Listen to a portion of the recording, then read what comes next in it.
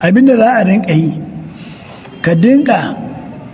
idan an yi sallar kafin sallar asbahi idan aka yi raka'atul fijiri kafin asbahi sallar asbahi a wannan tsakanin kana gaba raka'atul fijiri dauko ce wannan zikiri duk wanda yake yin sa zai ga biyan bukata cikin gaggawa. Allah ya da Allah zai biya mai bukatarsa. Ku saurare shi, akwai fa'ida. abinda za a rinka yi ka dinka idan an yi sallar kafin sallar asbahi idan aka yi raka'atul fijiri kafin asbahi sallar asbahi a wannan tsakanin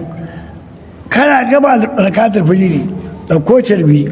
ko da abin da aka ce almaliku almaliku almaliku almaliku almaliku almaliku almaliku almaliku almaliku almaliku kai 120 idan kana yin wannan tsakanin rakatul fajr da sallar asbahi Allah zai baka arziki sosai a hankali ya ka fitar ka talauci ko ya kare baka ga baki daya kuma idan ka yi rakatul fajr ne kafin kai sallar asbahi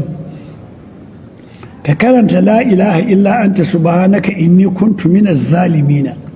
la ilaha illa anta subhanaka inni kuntu minaz zalimina la ilaha illa anta subhanaka inni kuntu minaz zalimina kai 40 ko 41 ka kwana 40 ko 41 kana yi ka ga yadda Allah zai maka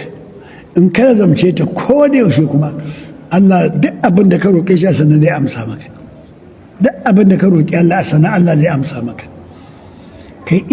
ka lazamci istighfari ba sai kai da adadi ba ka lazamci istighfari idan kana istighfari zai shafe maka zunubanka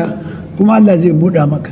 sai zana Ali yadda za ta tabbata a gari shaka ce ga wani na cikin talauci ce shi ya ga dama ya ga dama ya ce ga istighfari ita yi mana ubangiji ya ce ba kulsu saka biro da bakwai don kana gafaran يرسل السماء عليكم مدرارا ويمددكم بأموال وبنين ويجعل لكم جنات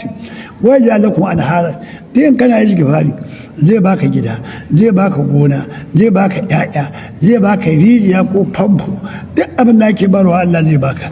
in kana istighfari ka dinga kalmace shi ba sai ka yi da yawa ba amma manzo Allah sallallahu alaihi wasallam kullun yana istighfari 70 ko 100 dauki ɗaya ka dinga yi a ciki shi ne istighfari na manzan Allah ka kuma dinga yin hasbunallahu wa ni'mal wakilu guda 450 kullun ka 450 ka ga da Allah zai maka ka dinga yin ya ladifu ya ladifu ya ladifu 129 kullun ka dinga yi